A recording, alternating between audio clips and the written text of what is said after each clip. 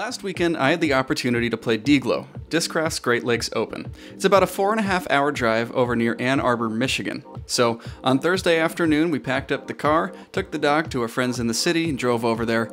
We picked up the player pack, which was the AX5 player pack bag behind me.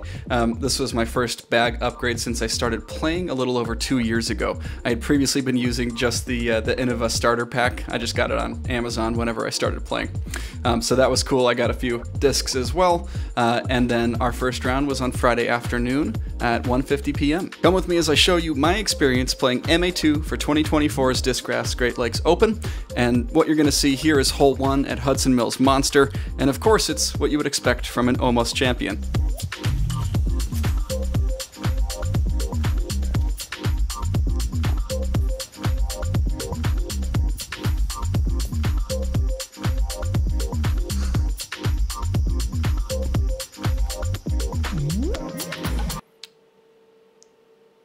Double bogey on hole 1.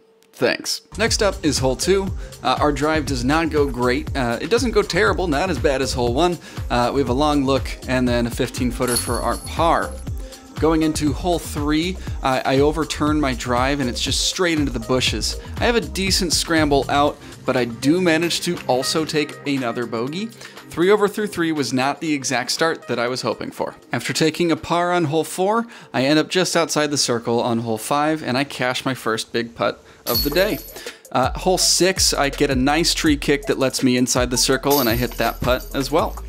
Moving on to hole 7, I throw a nice backhand turnover. This is exactly the shot that I wanted. It did turn a little bit more than I wanted, but I was still left with a look from circle 2 on the par 4.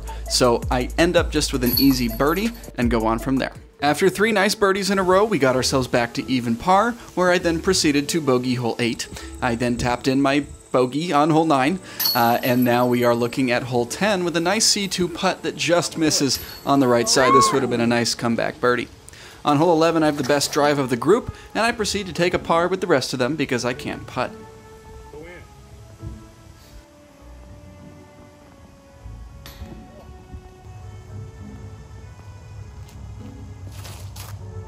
On hole 12, I also have not the best drive, but something tells me it's going to make up for it with a nice stepper.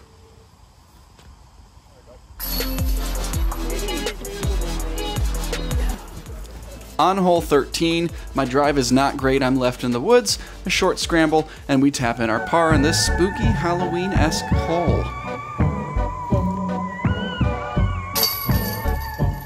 This takes us to hole 14, a 1,038-foot par 5. Now the challenge in this hole is not the distance. The scoring average on this hole was 1.85 strokes over par with a 90% bogey rate. Now why is this hole so hard? It's again not the distance, but because the fairway is narrow and requires hitting a gap off the tee, and then requires that you are placed not behind one of the many trees straight down the middle of the fairway. So I was fortunate enough to have looks on all of my shots. Unfortunately did not have a chance to run the birdie, but I was very satisfied with a tap-in par.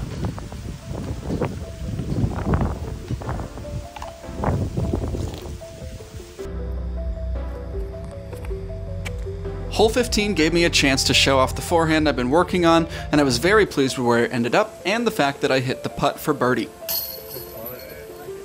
Hole 16, my drive doesn't go as planned, and I have a long look with a decent run, and then I almost shank my tap-in for par, which would have been absolutely devastating. No pictures on the scorecard. I can delete that video too.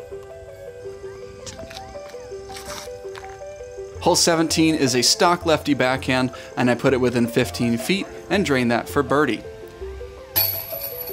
Hole 18 is a strangely technical par 4. The distance again is not a huge challenge. However, you are required to hit a specific gap that goes to the right off the tee. So as a lefty, that was nice, and I hit the gap properly and put myself in range for a long eagle look, which would have been great, but again, didn't give it the best run, and I will take my birdie.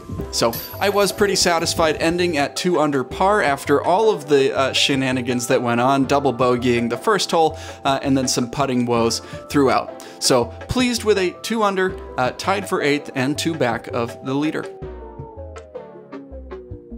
This takes us into day 2, where we have a 1:30 p.m. tee time, and we are playing black locust green from the short tee pads. So MA2 this year played short. The longs looked like they were just kind of a different shape.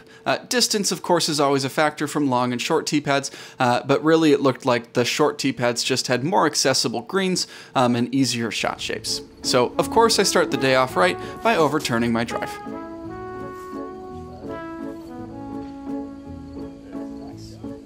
Despite hole 1 at Black Locust Green being a relatively easy par 4, I am satisfied with a par, given that I double bogeyed the starting hole on round 1. So we move into hole 2, where I have another long look. I do not hit it, and I do take a par. Hole 3 is where things get interesting. A nice lefty backhand shot off the tee gives me a tricky backhand Anheuser putter shot into the green.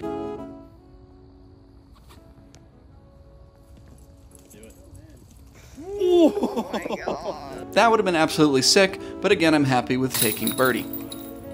Hole 4, I have a nice shot. It leaks a little right, it's heavy on the hyzer, but I managed to hit this just inside the circle, putt for birdie. Hole 5 is where things do go downhill, and I do throw a forehand, which was decent, but hits a tree. My backhand upshot also hits a tree, and instead of running the 70-foot downhill putt, I decide, you know what, let's lay it up, let's take our bogey, and move on from here. Hole 6 is a putter shot that I just turn over a little too much, and I'm left close and pin high, but I don't hit that putt from a knee.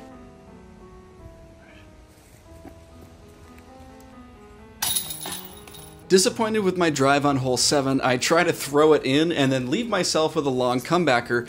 Luckily I hit it because I don't know if my mental fortitude could have handled taking a bogey after a bad drive and a bad upshot that got too greedy. Hole 8, I throw that Luna one more time, but I get the angle right and it slides up right under the bat. Well, okay, it kicks a little bit, but it's not too far off for a 20-foot birdie putt. So now we go into hole 9 and 10 and 11, and 12, and let's see, 13 and 14, where we happen to just hit chains, hit cage, hit low, miss low, and then we're just not sinking these putts at all. I was not feeling good about myself through these holes. This was the course that I was told was supposed to be the scoreable course, and I was not scoring. So I was definitely not feeling great in my mental game, and that obviously wasn't helping me out. Now, I did feel pretty good here. Going into hole 15, I throw a tricky backhand shot, go zone with a ton of Anheuser around this corner, and it ends up perfect about 20 feet out for the birdie. Hole 16, we're back to the Luna. Nice angle, digs into the ground. It does slide further than I wanted, but we're still in range for the birdie. Now the last 2 holes on this course are pretty short par 4s. They're not eagleable because of the shape of the fairway, but they should be birdieable no matter what. And unfortunately, despite a decent drive on hole 17, I managed to smack a tree with my upshot, run a stepper that doesn't come anywhere close, and then luckily save my par with a decent putt. Hole 18, I try a roller, and I don't really have a roller in my game. It just seemed like the right shot, and I didn't execute it well. Luckily, didn't put myself in too much jail, tried to go out with a forehand roller. That one is saved by a log on the side of the fairway. Now, my upshot here was a lot more misdirected by those branches than it looks like on camera. I do run that putt despite some death behind the basket, and while missing it, it doesn't go too far, and I just tap in a single bogey. So on that low note that I was not pleased with, I was not happy with that round. While 3 under par was not a terrible round by any means, it was not the round that I wanted to have to put myself in contention for winning this tournament. That bumped me down to tied 17th overall. That also put me 8 strokes back of the leader. At that point, I thought there was no shot I could win this thing. All I wanted was to come into round 3, play a good clean round, and end somewhere in the top 10. Day 3 starts off with a reasonable drive. I'm trying to stay calm, confident, and just throw this round because, again, I don't have the pressure of playing on lead card, but I still want to have a good round and a good finish overall. So somewhere in circle 2, run it up and just fall short for the par, which is, again, fine by me. We started the tournament off with a double bogey, so if we can avoid doing that for the rest of the tournament, that's good with me. Hole 2 actually sees my only bogey of the day, where I try to get aggressive, throw a big turnover through a tight gap, miss the gap, then I don't quite get my upshot there, sail the putt, and luckily hit the comebacker for just a single bogey. But again, foreshadowing, that is our only bogey of the round. Now, hole 3 brings us a par 5 with very gettable distance, especially for my arm.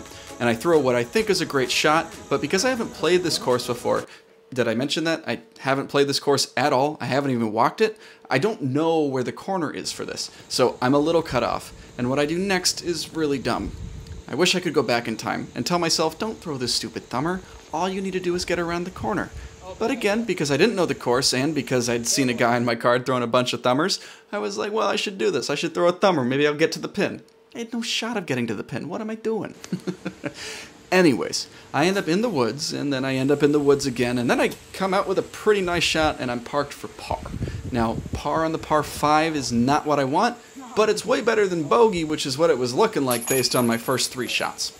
Hole 4 is where things get started for me. This is another par 4, it's not crazy distance, and so should be a very gettable 3, potentially even a 2. But with a decent drive, I'm up there, pitch it up, and hit a putt for my birdie. Hole 5, we take par, and hole 6, we absolutely park it. It's a scary gap off the tee, and I happen to park it. It's 3 feet away.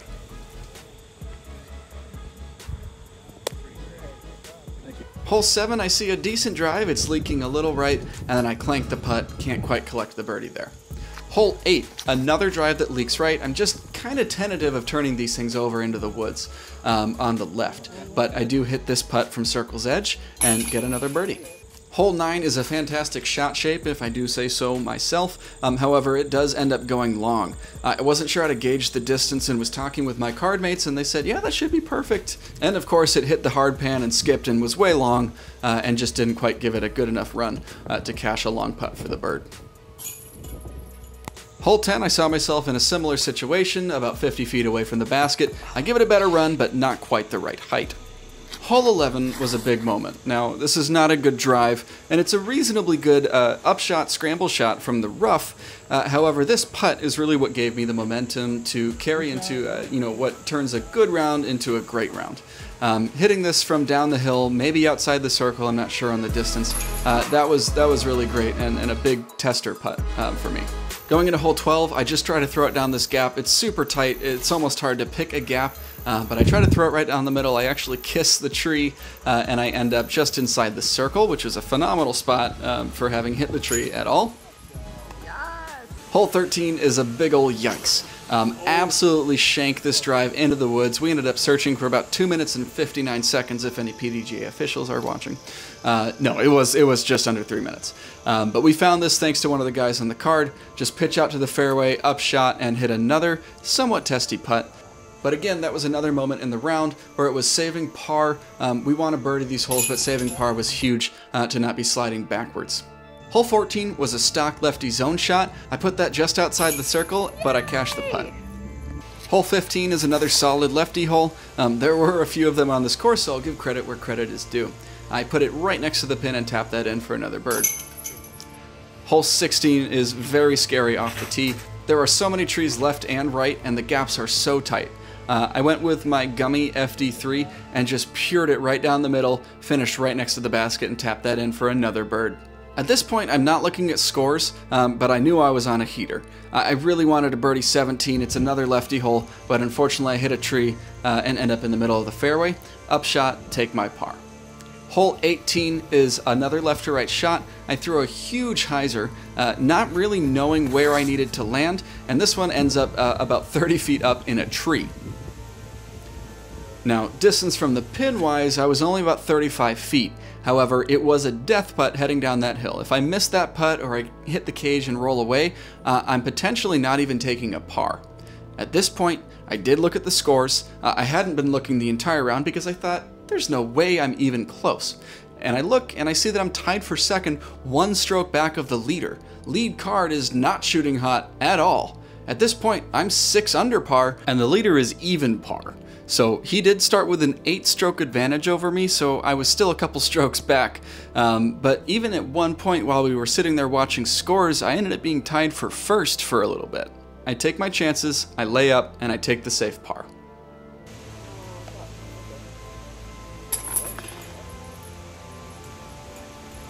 Alright, we'll see. Now we wait. When we finished, lead card was only through 10 holes, and we're sitting here and we're like, hey, we gotta go. But in the case that there's a playoff, I have to stick around. I'm not giving up first place if it means I can take it.